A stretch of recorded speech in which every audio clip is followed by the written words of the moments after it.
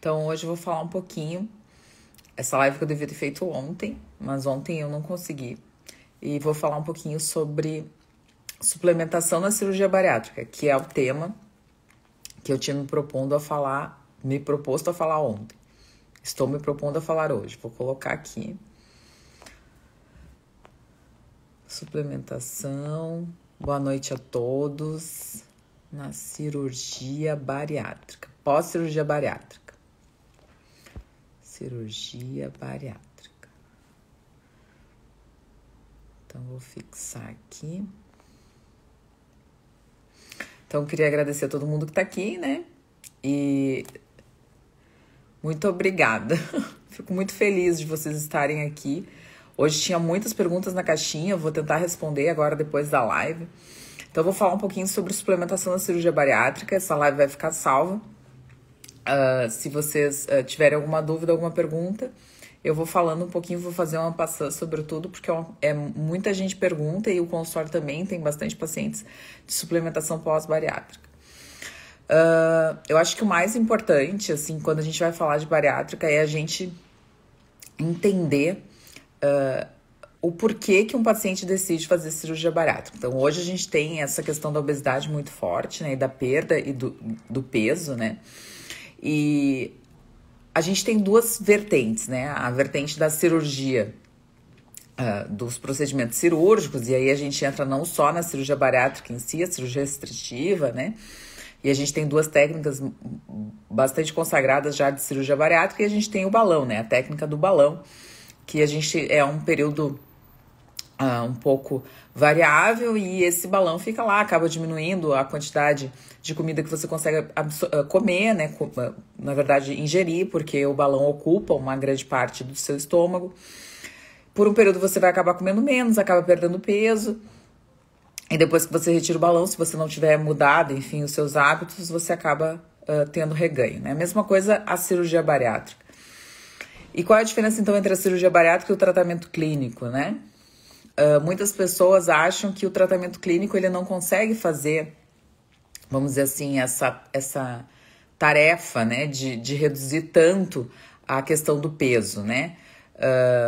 E hoje a gente já sabe com as medicações que a gente tem que a gente consegue fazer uma perda de peso, consegue levar esse paciente a uma perda de peso, às vezes muito maior, até mesmo igual ou muito maior e por mais tempo do que a cirurgia bariátrica. Por quê? Porque a cirurgia bariátrica ela se caracteriza por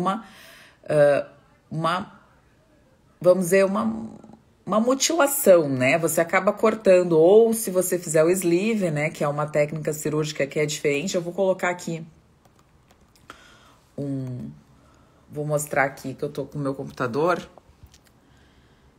Deixa eu mostrar aqui. Então, a gente tem duas técnicas cirúrgicas, né? Então, a gente tem a técnica do bypass, que a gente chama de bypass em Y, né? Que é Y de Roux, que a gente chama, né? Então, essa técnica do bypass é uma técnica que é um pouco mais antiga, né? Então, ela tem essa elevação de uma alça, né? E acaba a derivação, então, do próprio estômago, que fica ligado. Então, nesse fundo, fica como se fosse um fundo cego, né? Então, aqui o estômago é cortado, essa parte aqui é o estômago, né? Então, esse estômago aqui é cortado e é ligado ao intestino, então, diretamente no estômago, na porção alta do estômago, próximo do cardio, que é essa parte aqui de cima que a gente chama, que depois do cardio já vem lá a porção mais alta do estômago, vamos dizer assim. Então, a gente faz uma bolsinha aqui, né? E aí vem o intestino, a parte do jejum é ligada aqui, né? E o duodeno, que é essa parte que logo quando sai do estômago, né? Então, a gente tem o estômago, e aí a primeira, segunda, terceira e quarta porções do duodeno ficam ligadas, então, nesse fundo cego aqui, nessa alça que foi derivada, né? Então, aqui ele mostra muito onde vem a comida, né? E onde vem o suco gástrico e as enzimas digestivas que são liberadas aqui na segunda porção do duodeno. Aqui a gente já tem o quê? Aqui a gente já tem a outra técnica. Essa técnica se chama bypass ou Y de Roux. E aqui a gente tem uma outra técnica que é chamada de sleeve, né? Então, que é esse corte que a gente faz, um corte vertical, né? Que é na verdade, uma gastrectomia mesmo, né? Então a gente tira esse pedaço aqui todo, sai do estômago e a gente fica como se fosse com um cano reto, né? Que eles chamam de novo estômago, mas é um cano reto, então dessa derivação para parte do duodeno. Então, o que é importante que a gente entenda, né? Que essas duas técnicas, elas são técnicas que a gente considera como mutilantes, né? Porque a gente acaba cortando um pedaço do intestino e do estômago e principalmente cortando o intestino junto. Então, toda a parte fisiológica, ou seja, toda a parte de enzimas digestivas, de ácido clorídrico, gástrico, fica modificada. E isso não modifica só o estômago e o duodeno e essa parte do jejum que é derivada, modifica todo o trato gastrointestinal. Por quê? Porque você altera a sua microbiota, então você não vai ter a mesma microbiota que você tinha antes, você não tem mais a mesma quantidade de ácido, você não tem mais a mesma qualidade digestiva, você não tem mais a mesma qualidade absortiva. Então tudo isso se modifica. Então é muito importante que as pessoas entendam, né, que é algo irreversível e algo mutilante. Você acaba cortando um pedaço de um órgão saudável, do órgão sadio seu. Então eu acho que isso é um ponto muito interessante relacionado à cirurgia bariátrica.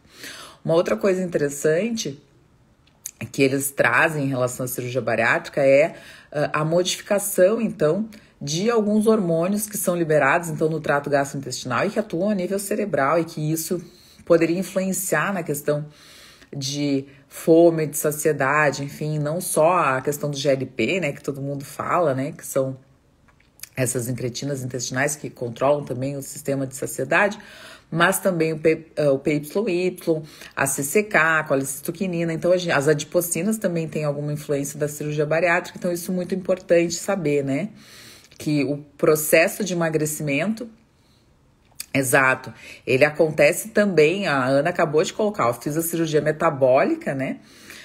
Que é a mesma cirurgia bariátrica, e entrei em remissão do diabetes. Exatamente por isso que eu estava falando. Então, existe também essa modificação, né, de alguns parâmetros em relação à fome e saciedade. Então, você vai acabar comendo menos, não só pela mudança da anatomia do seu estômago e também da quantidade de alimento que você vai estar ingerindo, mas também por essas alterações relacionadas a estímulos de fome e saciedade no cérebro. Então isso também é muito importante. Por que a Ana falou isso, né? E por que eu acho interessante? Fiz a cirurgia e entrei na remissão do diabetes.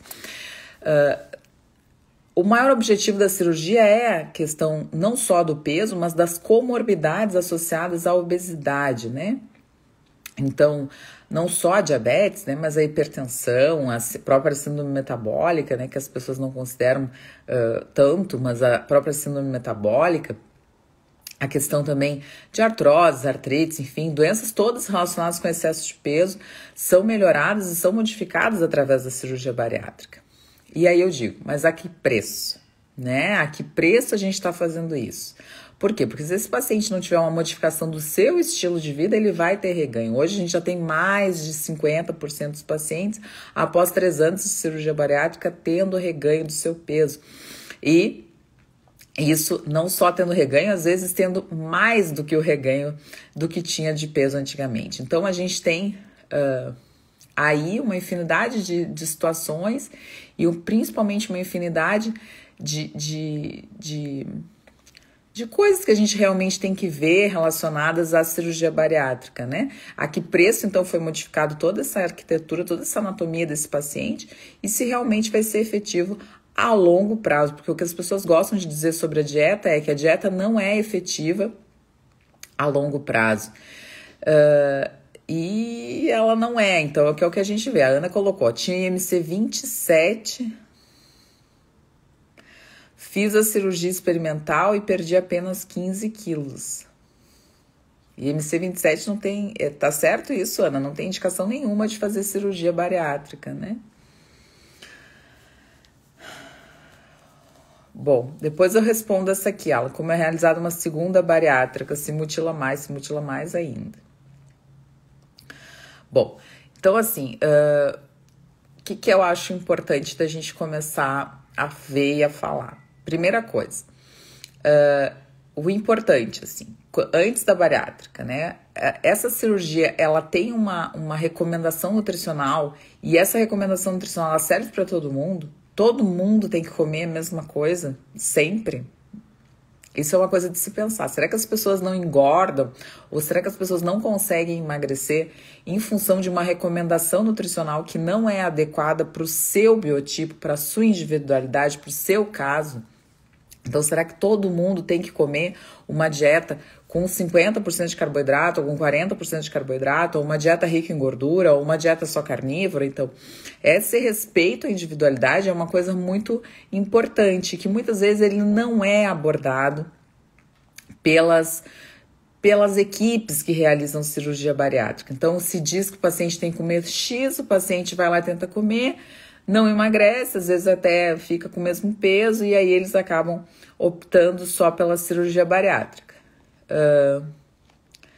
Ela colocou, fiz por causa do diabetes, não me arrependo, e agora estou fazendo low carb. Bom, uma paciente com IMC de 27, ela não tem absolutamente nenhuma indicação de cirurgia bariátrica para nenhum tratamento de nenhuma comorbidade. Então, se foi feito algo experimental, ela assinou um termo de consentimento e foi como se ela fosse algo experimental. É sempre questão de ser vamos dizer, não é falando mal ou falando bem, como se fosse uma cobaia, né? Então, a pessoa vai lá, se submete a um procedimento que é experimental, que não é um procedimento ainda bem consolidado dentro da medicina, e aí ela serve como cobaia no experimento.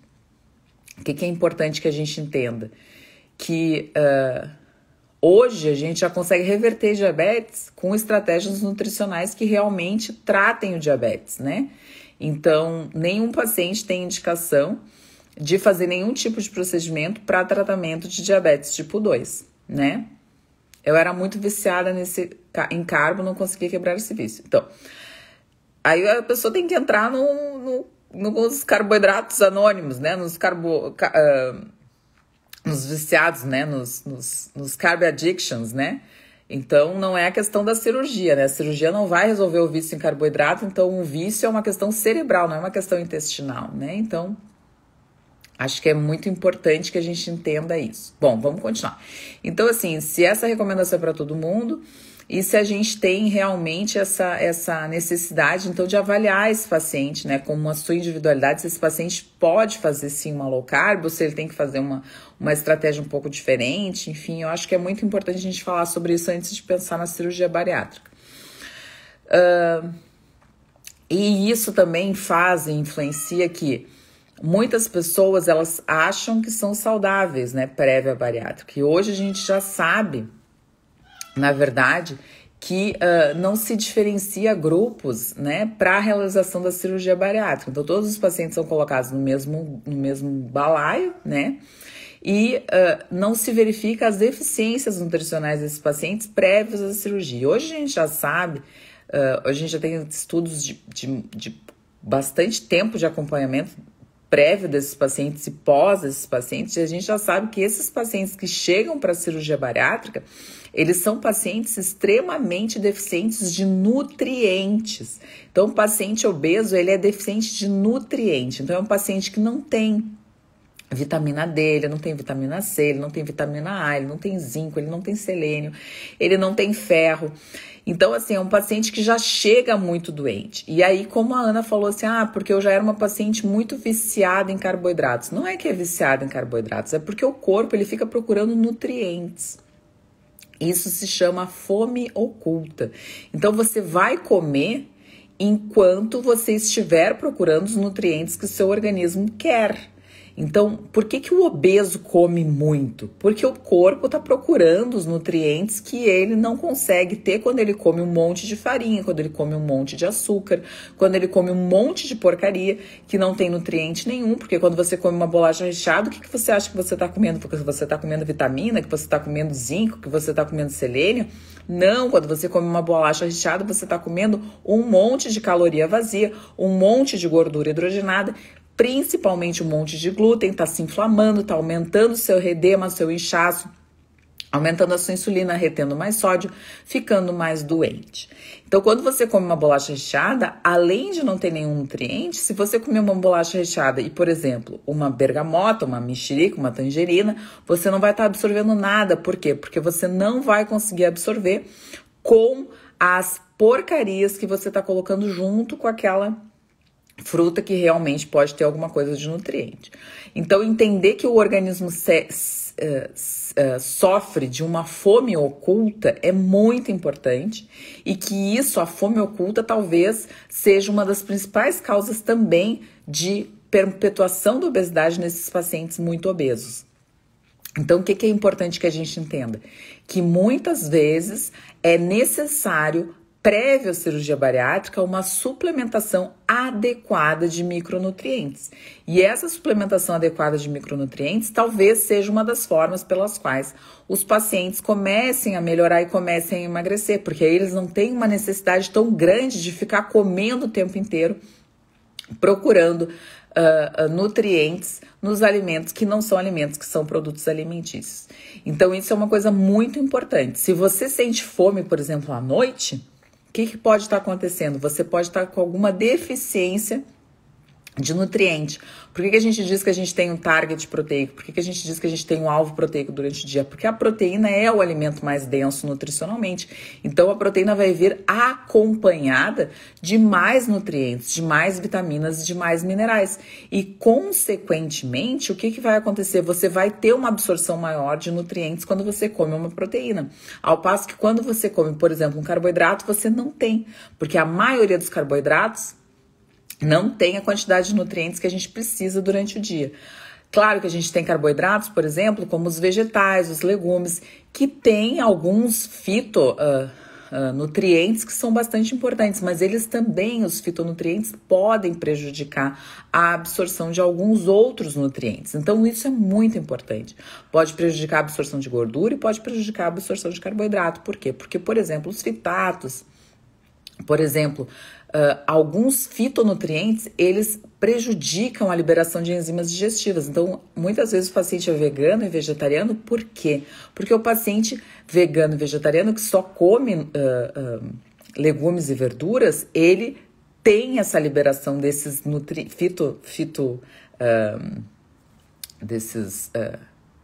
o que tem nos vegetais, né, que a gente tem, que são não são sempre antinutrientes, mas a grande maioria são, que são esses fitonutrientes, e esses prejudicam a liberação dessas enzimas que prejudicam a absorção de carboidratos e gorduras. Então, por isso que muitas vezes comer legumes e verduras também emagrece um pouco. Por quê? Porque você tem menor absorção de carboidratos e de gorduras. Então, o que seria o ideal? Que você comesse proteína, que tem uma grande quantidade de nutrientes, e que comesse uma porção, então, talvez de legumes e verduras, que pode ser que aumente e auxilie, né, na questão do emagrecimento. Então, às vezes, comer tudo junto pode ser que piore. Isso foi uma pergunta da caixinha de perguntas. Não sei se ficou claro, se vocês entenderam, já tem bastante gente aqui. Os fitatos, mas a gente tem outros, né? Não é só o ácido fítico, né? A gente tem os goitrogênicos, a gente tem os oxalatos, então a gente tem uma variedade enorme de antinutrientes e de fitos que estão presentes nos legumes, nos vegetais, nas verduras, e que podem prejudicar a absorção de outros tipos. Tá bem? Vamos continuar. Então, falar de fome oculta é muito importante, Por isso que quando o paciente vai para o meu consultório para emagrecer, eu sempre reponho muita vitamina e muito mineral. Por quê? Porque esse paciente, ele tem esse processo de fome oculta, ele é um paciente depletado. Então, ele tem que chegar na cirurgia bariátrica, ou ele tem que chegar para tentar emagrecer bem, com um nível adequado de vitamina D, com um nível adequado de vitamina B1, de vitamina B9, de vitamina B12. Por isso que eu dou muito suplemento para os pacientes, principalmente para os mais obesos, porque a gente vê os trabalhos, e os trabalhos estão muito relacionados com esse processo de deficiência. Ele é um paciente obeso e desnutrido, principalmente.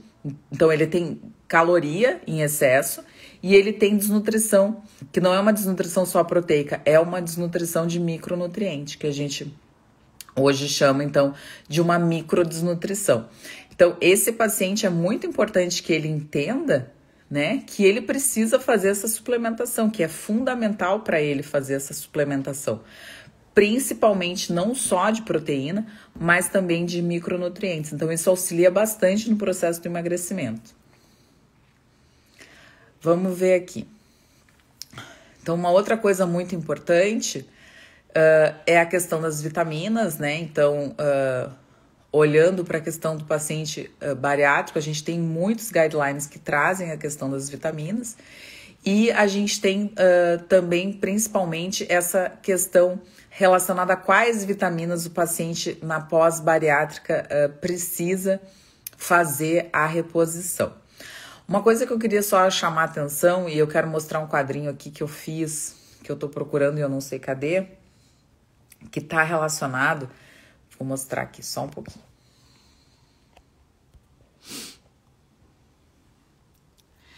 Então, assim, isso é muito importante, né? Que a alimentação, ela tá muito relacionada com a composição genética dos pacientes, né? Tá relacionada com a ingestão, tá relacionada com o metabolismo, tá relacionado com a utilização, tá relacionado com a absorção e com a excreção. Então, tudo isso está relacionado com essa absorção de nutrientes. Por que é importante falar isso? Porque muitas vezes o paciente, ele come, mas ele não absorve, o metabolismo dele tá ruim, ele não consegue utilizar de forma adequada, ele não consegue nem digerir de forma adequada e muitas vezes ele também não consegue fazer a excreção adequada para que seja eliminado e retorne no ciclo, né? Para que esse paciente continue absorvendo, ingerindo, utilizando e metabolizando.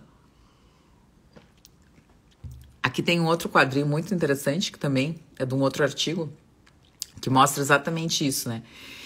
Que o ambiente, ele está muito relacionado, então, com vários fatores que podem também prejudicar. Então, a obesidade, ela não é uma doença monogênica, ela não é uma doença que um gene só determina e ela não é uma doença que só um fator está relacionado. Então, a gente tem, aqui ele coloca como estilo de vida, dieta, atividade física, drogas, né, e produtos químicos e a poluição, todos relacionados ao ambiente, e que isso pode modificar, né, microDNA, metilação, enfim, estonas, epigenoma, remodelação do DNA, e que tudo isso está relacionado à obesidade.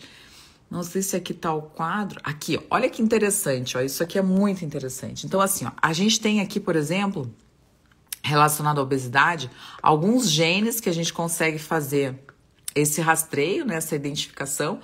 E, por exemplo, ó, o gene ApoA5, ele está diretamente relacionado e influencia, então, os níveis de vitamina D influenciam o aumento do HDL colesterol.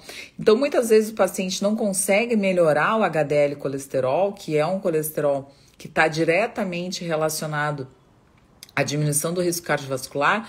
Por quê? Porque ele tem níveis baixos de vitamina D no plasma.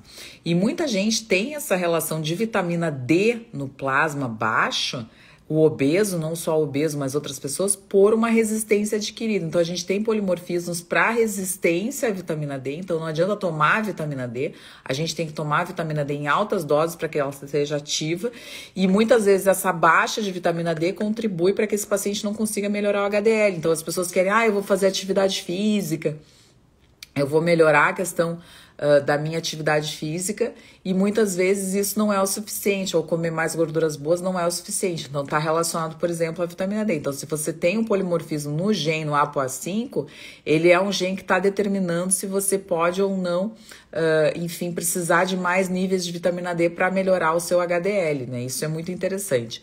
Aqui, por exemplo, a gente tem outros genes, ó, o metiltetraidrofolato redutase, então a mutação, né? Esse aqui é o SNP, né? RS1801133, que está relacionado, por exemplo, à ingesta de vitamina B6 e os níveis de homocisteína. Então, muitas vezes você precisa de mais vitamina B6 para melhorar a homocisteína. O gene da PONC, né? Que é da promelanocortina, que também está relacionado com o apetite, as escolhas alimentares.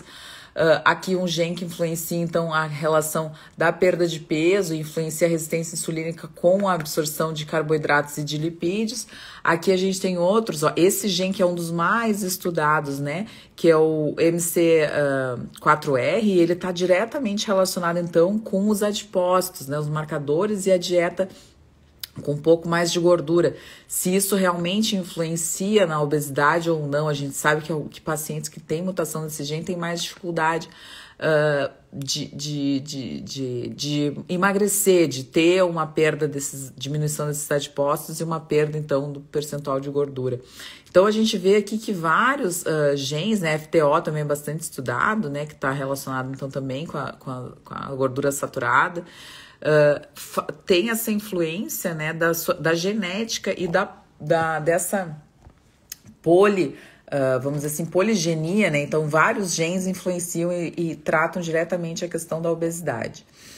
Eu acho que o mais importante é a gente entender, assim, que na suplementação, né, relacionada à cirurgia bariátrica, muito importante, o início, o primeiro momento, então, da bariátrica, que está relacionada a náuseas, a vômitos, enfim, toda essa parte nutrológica que a gente já conhece, tem que orientar esse paciente a comer pouquinho, a comer, enfim, bem pausado, como todos os guidelines mandam, né?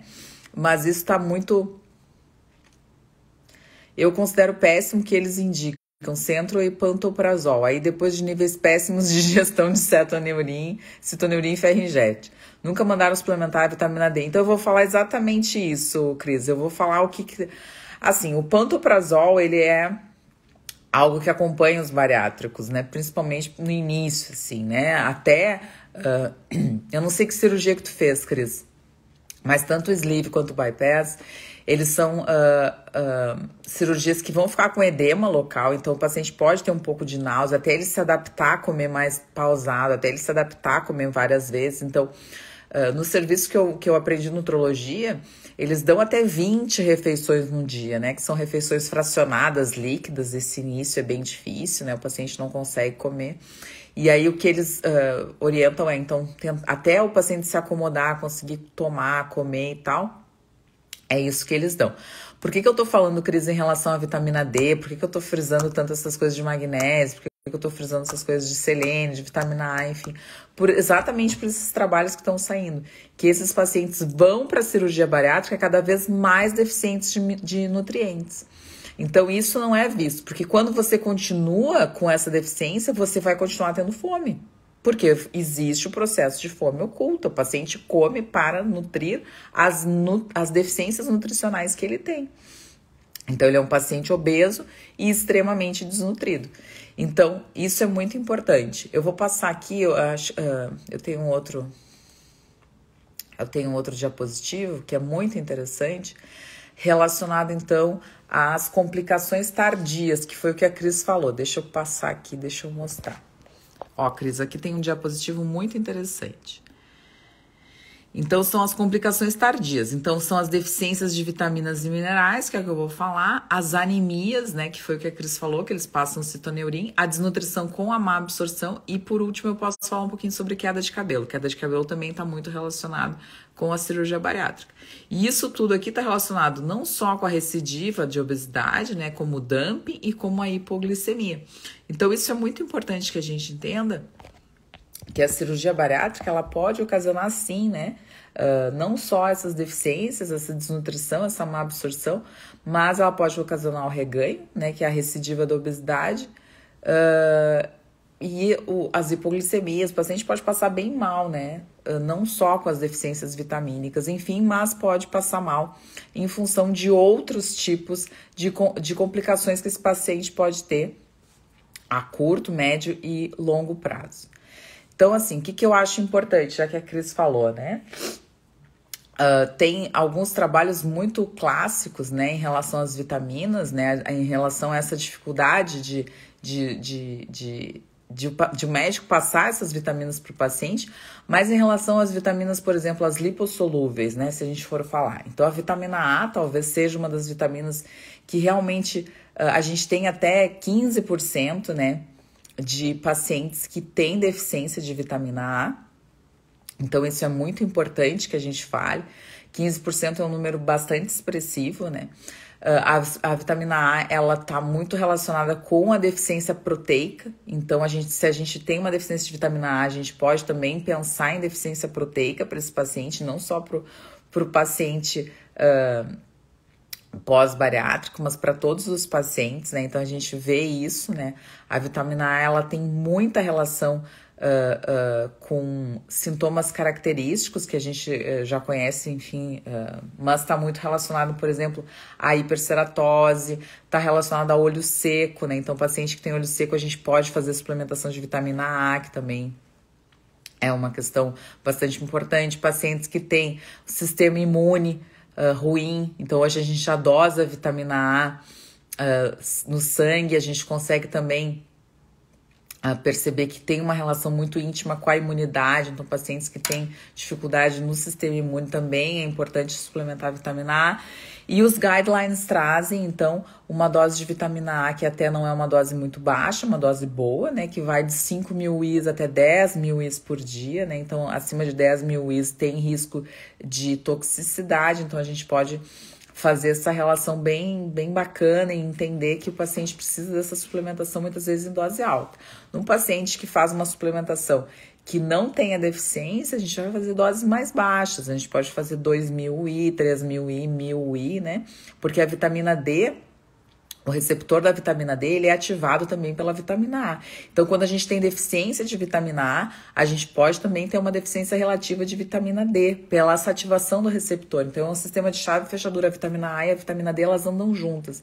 Então, é muito importante que a gente reponha a vitamina D junto com a vitamina A. Então, para que a vitamina D também funcione de forma adequada, é importante que a gente reponha a vitamina A. E se tem deficiência de vitamina A, a gente pode repor 5, 10 mil unidades tranquilamente. Acima de 10 mil, não. Tem o risco de teratogenicidade também nas grávidas, então a gente acaba não repondo. E quando tem uma deficiência muito grande, né, a gente pode repor até 200 mil unidades de vitamina A, né, em 2 ou 3 doses. Isso está no guideline, né, de cirurgia bariátrica. Então, a gente tem a Sociedade Americana de Cirurgia Metabólica, né, de metabologia, que também fala sobre isso. Então, eu acho muito importante. Outra coisa importante é a relação da vitamina D, que era o que a gente estava falando, né? Então, a vitamina D, de 60% a 90% dos pacientes têm deficiência de vitamina D, né? Desses pacientes que são submetidos à cirurgia bariátrica. E a vitamina D é extremamente importante, não só para o sistema imunológico, mas para o bom funcionamento de muitas rotas metabólicas no nosso organismo. A gente já considera a vitamina D como um hormônio, né? Então, as doses de vitamina D são bem variáveis. Então, nos casos de deficiência, a gente pode repor até 3.000, 5.000, 10.000 unidades por dia. Os guidelines trazem até 3 a 5.000 unidades, né? Mas dependendo da deficiência, a gente tem que realmente suplementar, às vezes, com uma dose mais alta e até intramuscular, né? Para fazer carga nesses pacientes que precisam de vitamina D, porque estão em doses muito baixas. A vitamina D está relacionada diretamente com o metabolismo do cálcio, está diretamente relacionada com a matriz óssea, então com todo o metabolismo ósseo, né? Então é muito importante que realmente a gente faça a reposição de vitamina D nesses pacientes que já são desnutridos, né? Já tem uma baixa quantidade proteica enfim, de massa muscular. Então é muito importante que a gente suplemente a vitamina D. Acho que uma outra coisa muito importante é lembrar sempre que a gente tem que reavaliar esse paciente, porque esse paciente muitas vezes vai perdendo peso e ele, consequentemente, ele pode ter, então, um aumento da quantidade de vitamina D por essa perda de peso, porque a vitamina D, por ser lipossolúvel, ela vai se acumular nos tecidos, no tecido adiposo, né? Acho que uma outra coisa muito importante é a vitamina E. A vitamina E está diretamente relacionada com sintomas mais neuromusculares. Então, até quando o paciente tem muita dor muscular, a gente acaba repondo um pouquinho mais de vitamina E. Os guidelines trazem umas doses baixas, né, de 10 até 100 unidades por dia, dependendo se esse paciente tem que fazer manutenção ou se tem que fazer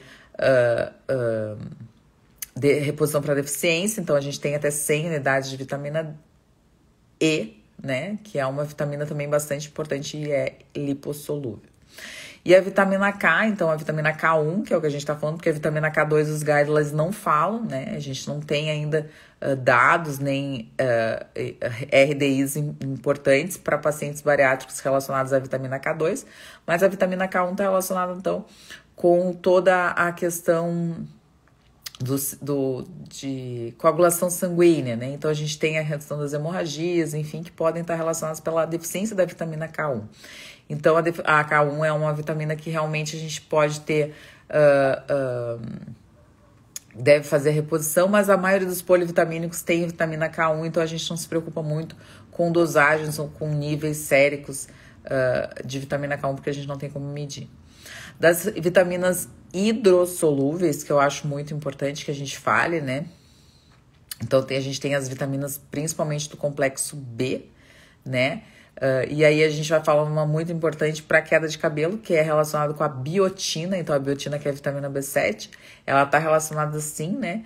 Com a queda de cabelo, então com a alopécia, né? Por isso que muitos polivitamínicos para alopécia têm biotina, porque ela tá relacionada com o ciclo capilar.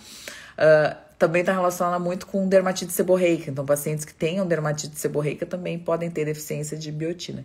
E a biotina a gente repõe em miligramas, né, em pequenos miligramas. Então, ela pode variar 50, 1, 2, 3 miligramas, 50 microgramas e até 1, 2, 3 miligramas de vitamina B7. Uma outra vitamina muito importante é o ácido fólico, a vitamina B9, né? E o ácido fólico, ele é fundamental para os pacientes que fazem cirurgia bariátrica, né? Mas talvez seja uma deficiência incomum, né? Não tão comum, porque a gente tem uma infinidade de fontes que tenham vitamina B9, que tenham ácido fólico. O importante é saber se a gente tem aquele polimorfismo, né, relacionado à metiltetraidrofolato redutase, ao MTHFR, que a gente pode perceber se esse paciente precisa de ácido fólico ou sempre suplementar metilfolato, se for suplementar. A anemia está relacionada a metilfolato, então a gente sempre tem que pensar nisso, né, ferro, cobre, metilfolato. Pacientes que têm má aderência à suplementação ou pacientes etilistas, a gente também tem que pensar em suplementar uma dose maior de metilfolato, que também sempre em microgramas. Outra questão muito interessante é a deficiência de vitamina B12, né, que está muito relacionada à cirurgia do YDRU, né? Então, o YDRU está relacionado, então, com a diminuição da liberação de ácido clorídrico. A gente tem diminuição de fator intrínseco. O uso do omeprazol, que a Cris estava falando, está diretamente relacionado com deficiência de vitamina B12. Então, esses pacientes precisam fazer, né, o citoneurin, como a Cris colocou ali. E isso é também provocado pela deficiência, não só pelo uso de omeprazol, mas também pela deficiência de fator intrínseco, deficiência de ácido clorídrico, deficiência de glicoproteína R. Enfim, a gente tem bastante causas relacionadas à própria cirurgia bariátrica. Uma coisa muito interessante, né, é que a vitamina B12, as pessoas falam que o intestino, a própria microbiota auxilia. Não auxilia, a própria microbiota não auxilia a absorção. Mas a digestão é muito importante da vitamina B12, da metilcobalamina, como que essa cobalamina vai entrar, né? Então, de preferência na forma de metil, como que essa cobalamina vai entrar, e a absorção dela, ela está relacionada com a microbiota. A microbiota faz a absorção, mas ela não faz biossíntese de cobalamina. A cobalamina precisa estar entrando, ter relação com o ácido clorídrico, com o fator intrínseco, para que ela seja absorvida. Uma outra coisa muito importante também é a dosagem do ácido metilmalônico. Então, o ácido metilmalônico mais alto indica realmente deficiência de vitamina B12. Então, é importante que esses pacientes muitas vezes dosem o ácido metilmalônico para que a gente tenha certeza também de que essa vitamina B12 está realmente sendo efetiva e está trazendo, né, para esse paciente realmente essa questão da suplementação com a efetividade, então com esse aumento dos níveis de vitamina B12 no sangue. Uma outra coisa muito importante, né, a vitamina B12, ela está muito relacionada com déficit cognitivo. Então, pacientes que fazem cirurgia bariátrica e que não fazem reposição têm sim déficit cognitivo relacionado à deficiência de vitamina B12, que os sintomas neurológicos principais são esses, né, déficit cognitivo, déficit de memória, dificuldade até periférica, né, relacionada a todo o sistema nervoso. A vitamina C, ela está diretamente relacionada com a absorção de ferro, com a síntese de colágeno, né, com gengivite, com equimose, enfim, ela é muito importante para a síntese do colágeno. Esses pacientes têm deficiência, principalmente quando eles ingerem açúcar. O açúcar interfere, então, na absorção da vitamina C e até dificulta, né, ele tem ele quela muito vitamina C, então dietas com muito açúcar pacientes têm deficiência de vitamina C, então é importante sempre a suplementação para todos os pacientes bariátricos com vitamina C. Em relação aos minerais e micronutrientes, então o ferro talvez seja um dos mais importantes, né, para os pacientes pós-bariátrica. O ferro está diretamente relacionado com a conversão do ferro, né? Então é difícil fazer essa conversão de férrico para ferroso. A gente tem diminuição da absorção de ferro, a gente tem diminuição da ingestão de ferro, né? Porque só alimentos com alto valor biológico têm uma quantidade de ferro biodisponível. Sim, dependendo da quantidade, sim. Coloridade de betaína é indicado, sim, para pacientes bariátricos. Mas assim, hoje a gente usa a betaína HCl para pacientes com uma dose mais alta. Para o bariátrico, talvez seja interessante fazer uma fórmula com betaína, talvez em doses mais baixas, enfim, para que esse paciente consiga ter uma quantidade de ácido adequada, interessante no estômago. Dependendo se for sleeve ou não, tem que ver a técnica, né? O YDRU talvez um pouco menos, porque ele tem ainda o seu estômago mandando uma quantidade de ácido, mas não é a mesma, é óbvio, né? E no sleeve talvez pudesse ser um pouquinho mais, né? Porque ele realmente tem uma quantidade menor de ácido, né? O fundo gástrico auxilia bastante nessa quantidade de ácido clorídrico. Então é importante fazer a suplementação, sim, mas depende do seu caso, depende do que o seu médico orienta. Mas o cloridrato de betaína, sim, tem indicação nos pacientes bariátricos, em doses menores do que a gente faz para os pacientes não bariátricos. Então, continuando o ferro, acho importante a gente ter essa questão, né? Que o HCl, que a gente estava falando, ele é importante para essa conversão, então, para essa quebra do ferro M das proteínas animais, né? Então, o ferro M só está presente na proteína animal, o ferro não M nas proteínas vegetais. O ferro M tem uma muito melhor biodisponibilidade do que o ferro não M, e o ferro não M ainda precisa ser convertido, coisa que o ferro M não precisa. A absorção do ferro M é direta, do ferro não M não é direta. Então, a gente precisa ter essas proteases, a gente precisa ter o ácido clorídrico, até para a própria conversão das proteínas de férrico para ferroso, para que seja melhor absorvida. Então, tudo isso. Então, a proteína de origem animal, ela é muito melhor do que a proteína de origem vegetal, não só para o ferro, mas para tudo. Então, é importante saber que o ferro é muito importante ser suplementado. A gente tem pacientes muito anêmicos pós-bariátrica, que muitas vezes precisam de ferro inject, como a Cris tinha colocado, e a gente orienta, então, e faz o cálculo, né, da quantidade de ferro. Se a gente for fazer a suplementação, a gente tem um cálculo que a gente faz, né, baseado na hemoglobina do paciente e no peso, que a gente pode fazer a suplementação de bolsas de ferro inject, dependendo, às vezes, 20 bolsas, né, depende muito da hemoglobina do paciente, do peso do paciente, né, e principalmente do que a gente quer, então, de hemoglobina para esse paciente. As indicações de ferro parenteral são bastante importantes, né? A gente tem indicações relacionadas muito para pacientes que tenham, por exemplo, mulheres que não estejam na menopausa, que têm essa perda de ferro mensal. A gente também tem que observar, porque isso também, além da dificuldade de absorção do ferro, essas pacientes têm uma perda de ferro. Então, essas pacientes talvez tenham que ser monitoradas mais do que as outras pacientes que já estão em menopausa, mais do que os homens, né? O que eu acho muito importante dizer, então, que essas pacientes tenham que comer mais fígado, que é uma coisa que muitas vezes tem dificuldade, né? Que não optem só pelo feijão, pelas proteínas de origem vegetal, porque essas mostram e fornecem uma biodisponibilidade muito pequena para esses pacientes de ferro, né? Boa noite, tudo bem, querida? Bom, o zinco, então 40% dos pacientes submetidos a bypass gástrico têm deficiência de zinco. O zinco está relacionado com diarreia crônica, com perda de cabelo, com alopécia e também com infertilidade masculina.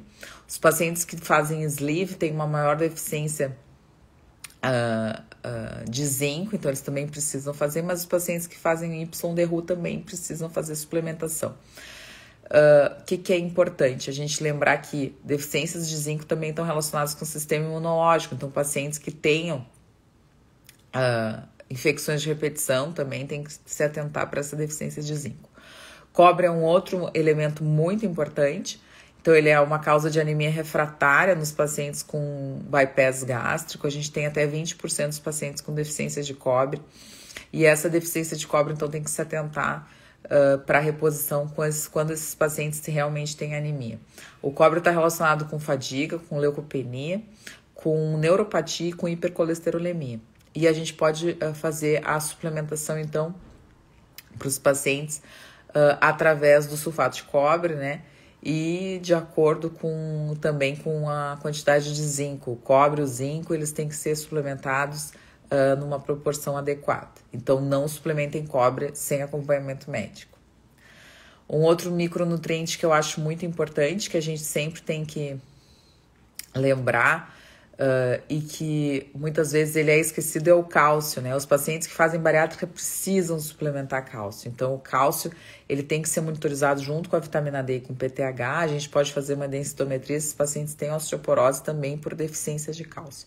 Então, eu acho que uma coisa muito importante que a gente fala é que, assim, as anemias, as deficiências de zinco, de ferro, de ácido fólico, de B12 e de cobre são diretamente relacionados com anemia. Então, anote aí, pacientes com anemia pós-bariátrica, cobre, então tem que ver os níveis de cobre, de vitamina B12, de ácido fólico e de ferro. Todos estão relacionados com anemia refratária. A refratariedade pode ser por vários motivos, pela má adesão ao tratamento, a refratariedade pode ser por etilismo, pode ser por distúrbios menstruais, pode ser por vegetarianismo. Então, eu acho que isso é muito importante, né? Que esses pacientes, primeiro, equilibrem as suas deficiências nutricionais, equilibrem as suas deficiências de micro e micronutrientes e minerais e vitaminas, para que a gente possa fazer bem essa análise e principalmente essa anemia que esse paciente pode ter. E a gente sempre desestimula esses pacientes até 18, 24 meses de engravidar também em função desse monte de deficiência nutricional. O selênio, né? O selênio, que também é um micronutriente que tem um percentual até 25% dos pacientes pós-bariátrica tem deficiência de selênio. E o selênio está relacionado com a macrocitose, com a miocardiopatia, com alterações de humor e com disfunção imunológica. Então, também o selênio é um importante nutriente, né? E a gente também faz a reposição baseada nessas questões, assim. Então, pacientes com alteração de humor, repor selênio é bastante interessante. E aí, só para falar um pouquinho das proteínas, né? O paciente com bariátrica, ele tem uma diminuição da absorção das proteínas e também do contato dessas proteínas, então, com as próprias enzimas digestivas. Então, se você não tem boa enzima digestiva, provavelmente você não vai nem repor direito a essa questão proteica, né? Porque você precisa de enzima para digerir a proteína e principalmente você precisa a absorção, né? Então, para os pacientes bariátricos, muitas vezes a gente repõe o whey protein, né? Se o paciente não tem nenhuma contraindicação ao leite, a gente acaba repondo, então, esse concentrado através do whey protein ou até mesmo através de aminoácidos, né? Então, muitos pacientes vão no consultório uma vez por mês para repor, fazer um pool, que é um pool de vitaminas e minerais e também de aminoácidos essenciais via endovenosa. Então, é uma das possibilidades. Você pode repor, então, o whey protein ou você pode repor os aminoácidos essenciais isolados, que também é uma capacidade bastante interessante da melhoria da absorção. Acho que uma das coisas mais importantes, né, é que o paciente entenda que todas essas reposições, elas são a longo prazo, então não são reposições a curto prazo, são a médio e longo prazo. O paciente precisa repor para sempre. A dificuldade absortiva dele vai ser para sempre, a dificuldade digestiva vai ser para sempre e principalmente as deficiências vão ser para sempre. Então, esse paciente precisa repor. a gente precisa entender que a gente precisa modificar a escolha desse alimento desse paciente, mostrar para ele que ele tem que ter alimentos de alta densidade nutricional dentro da sua alimentação, diminuir o volume ingerido também é importante, porque agora a gente tem então uma capacidade menor de ingestão, trabalhar com as questões de distúrbios alimentares. Então esse paciente que é um paciente que muitas vezes já vem com vícios alimentares, trabalhar isso com ele, né? E as próprias barreiras mecânicas, o paciente não vai conseguir comer a mesma coisa que ele comia, né, sempre. Então é para sempre isso, exatamente isso que a Kátia falou. Esse paciente bariátrico, ele é um paciente eternamente do consultório do nutrologista. Ele não pode sair de lá. Ele precisa sempre ir no consultório do nutrologista para pelo menos fazer exames a cada 6 meses, 1 ano, dependendo de quanto tempo ele já fez a bariátrica, e adaptar essas questões. Trabalhar a mastigação, trabalhar a digestão, trabalhar a quantidade, trabalhar vícios, trabalhar distúrbios alimentares. Esses pacientes muitas vezes têm um vício, um paladar mais infantil, vício em coisas muito bobas, né? Então, atendi um paciente semana passada que me disse, eu não como verdura porque eu lembro da minha infância. Aí eu disse, pelo amor de Deus, né? Um paladar totalmente infantil, não existe isso, pessoal.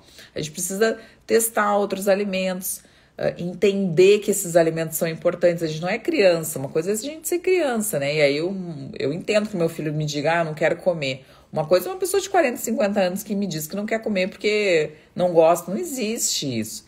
Até porque as pessoas não comem todos os dias os mesmos alimentos, até porque as pessoas têm hábitos de vida diferentes, hábitos de vida mais corridos, enfim. Então é importante que a gente realmente aborde isso com o paciente, né?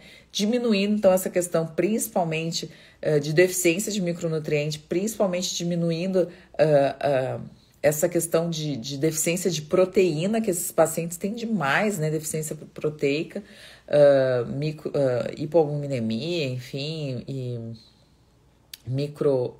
desnutrição, né? Desses micronutrientes, nutrição de micronutrientes. Acho que é isso, pessoal. Tem alguma pergunta? Acho que eu falei bastante, né? Acho que essa questão da cirurgia bariátrica é uma questão muito controversa, muito polêmica. Muitas pessoas não entendem, né, que a cirurgia bariátrica pode provocar tantas coisas a médio e longo prazo, ela só vem a curto prazo. Mas a cirurgia bariátrica ela tem diversos poréns, né? A cirurgia bariátrica ela tem diversas nuances que muitas vezes antes de você fazer a cirurgia bariátrica não é falado. Então a gente precisa mostrar para os pacientes que eles têm deficiências nutricionais antes da cirurgia bariátrica, a gente precisa mostrar para os pacientes que existem outros caminhos.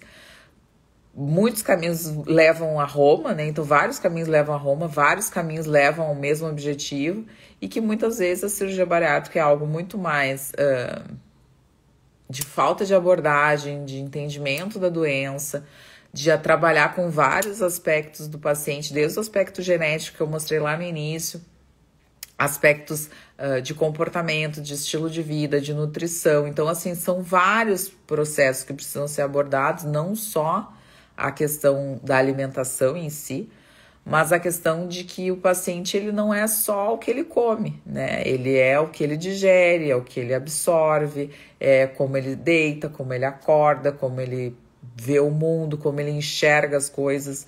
Então, isso também tem que ser mudado, né? Sempre tem que ser modificado isso com o paciente, porque se a gente não abordar isso, se a gente achar que todos os pacientes são iguais, que todos os pacientes têm essa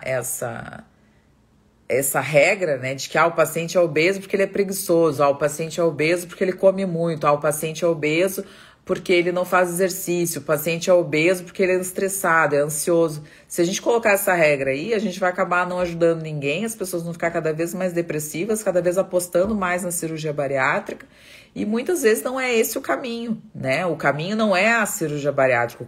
A cirurgia bariátrica é o desespero do paciente em não ter mais ajuda, em já ter tentado muitas vezes, em ter fracassado várias vezes, e muitas vezes ninguém pediu um exame genético, muitas vezes ninguém olhou a questão do sono do paciente. Esse paciente tem 300, eu atendi um paciente que tinha 390 apneias, né? Que fez um pole de sono de noite inteira e tinha 398 apneias.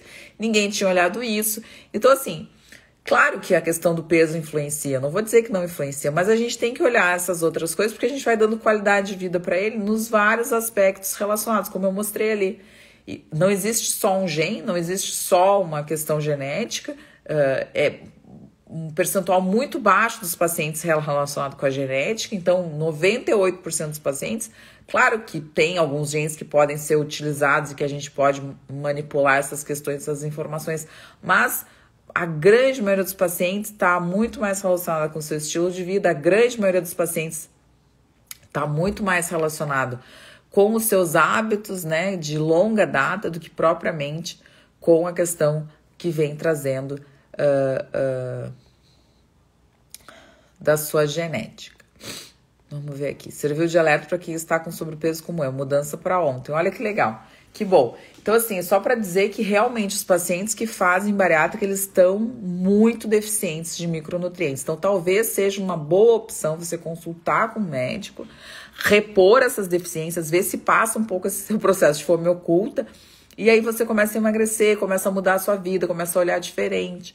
E aí acontece as pessoas emagrecerem e acabarem abandonando a bariátrica.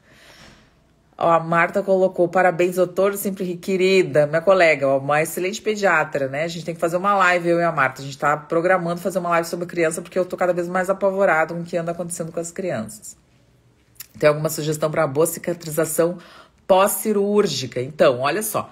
Boa cicatrização, tudo que melhore a questão do colágeno. Então, é muita proteína. Então, esses pacientes, não muita, porque excesso de proteína também pode prejudicar a cicatrização.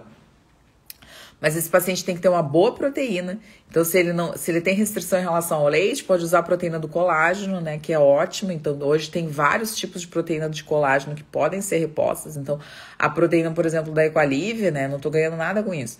Que é a Body Protein. Acho que é. Ela tem 24 gramas em 2 scoops. Então, você pode fazer 2 scoops por dia, um scoop de manhã e um scoop de tarde, se você quiser colocar em alguma coisa, enfim, até de manhã no seu café da manhã. E aí você vai ter 24 gramas a mais de proteína, que é uma boa dosagem. Ou você faz 2 scoops também, então se você quiser repor com a proteína do colágeno. Outras coisas importantes, a gente tem o silício, que é bastante importante, né? Então, o silício também está relacionado com a questão da cicatrização. A vitamina C, que eu falei ali, que também está relacionada com a questão da cicatrização, da melhora do colágeno, acho bastante importante, né? O que mais aqui?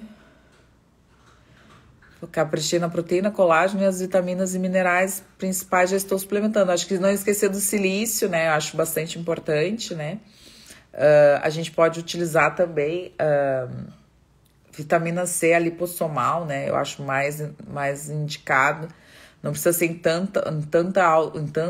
dose tão alta, mas pode ser uma vitamina C lipossomal. Zinco é importante, selênio é importante, né? O ferro é fundamental. Sem ferro não tem boa cicatrização. Então, se esse paciente tem ferritina baixa, jamais deve fazer cirurgia bariátrica. Jamais. Deficiência de sutura tem vários relatos de casos relacionados à baixa de ferro. Então, ferritina baixa, não faça cirurgia bariátrica. Não faça nenhum tipo de cirurgia. Repõe primeiro ferro. Hoje a gente tem tem ferro sucrômico, que talvez seja uma das melhores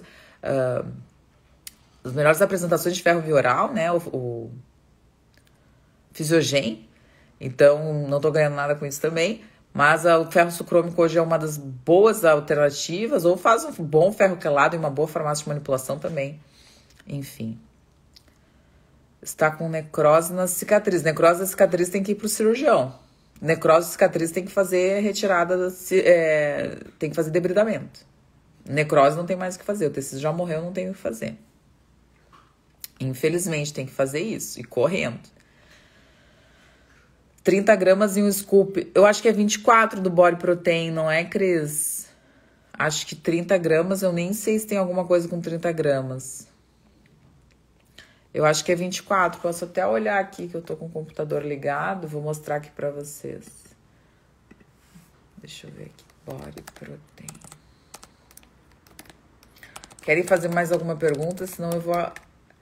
Deixa eu ver aqui. Body Protein. Equalivre. Vamos ver. Aqui. Então, tem a Body Protein, que é de cacau. E tem a Body Protein sem sabor. Tem a Collagen Protein da Essential, que é 100% também de Body Protein. E tem a da... que eu tava olhando ali. Deixa eu só mostrar aqui. Essa Pura Vida também, que é bem legal, né? Deixa eu ver só o Body Protein que eu falei. Não sou fã da Equalive, tá? Só vou falar quanto é que tem. Vamos ver aqui. Aqui, ó. 30 gramas. Não, mas é que ele tem 30 gramas, amor. Mas de colágeno, eu acho que ele não tem 30 gramas. Eu acho que ele tem 24. 27, viu? Ó, de proteína em si, ele tem 27. A porção tem 30 gramas, que são 2 scoops. Desculpa, eu errei 24 por 27. Eu sabia que era 20 alguma coisa. A porção tem 30. Isso é muito importante. Quando você pega um suplemento, você tem que ver a porção, mas você tem que ver a quantidade de proteína. Então, o Body Protein, que é da Equalive, ele tem em 30 gramas, que são 2 scoops, 27 gramas de proteína. Mas ele tem 30 gramas, porque ele não é só proteína, ele tem alguma outra coisa. Deve ter ali ele vai ter alguma coisa de estabilizante, de emulsificante para conseguir emulsificar aquela proteína. Então sempre tem que olhar isso, né? Vai fazer enxerto, exatamente isso. Tem que fazer enxerto. Quando tem necrose, não tem que fazer, Flávio, tem que... Pois então, vamos ver o outro aqui, só já que a Cris falou, acho tão legal quando as pessoas participam assim. O da Pura Vida, ele é 21 gramas de colágeno, viu? Então, ele é um pouquinho menos. Let me see. Deixa eu ver aqui. E o da Essential, só para dar esses 3, tá? Que são os body que a gente tem, os colágenos, 30 doses. Deixa eu ver aqui se tem aqui atrás. 14 gramas de proteína num scoop, né? Então, se tu fizer 2 scoops, ele tem mais que os outros, né? Então, bem interessante essa questão da proteína e do colágeno. Acho que é sempre interessante a gente olhar. Então, talvez o que mais tenha seja o da Essential. Tá bem, pessoal? Adorei a companhia de vocês. Muito obrigada por todo esse carinho. O Alan perguntou como é realizada a segunda bariátrica. A segunda bariátrica, eles refazem a cirurgia primeira. Então, tem uma dilatação, então todo órgão, ele tem a gente chama esse de processo vicariante, né? Todo órgão, ele cresce de acordo com a necessidade. Então, muitas vezes, eles refazem a própria cirurgia. É mais mutilante ainda, é um horror, né? Então, cirurgia bariátrica, refazer, eu tive uma paciente que refez e tinha reganhado tudo de novo. Para vocês verem que o problema não é na barriga, não é o estômago. Então, acho que isso é muito importante. Não façam cirurgia bariátrica sem consultar com um médico que realmente entenda de emagrecimento. Porque a maioria não entende. Apesar que tem os obesos mórbidos, né? Os quilos mortais. Mas eu já reverti alguns quilos mortais com a estratégia. Mas esses pacientes queriam muito, né? Então, é diferente. Quando o paciente não quer, vai ser a bariátrica com reganho depois. Tá bem? Uma boa noite para vocês. Obrigada pela companhia de todos. Adorei. Essa live vai ficar salva. E até a próxima.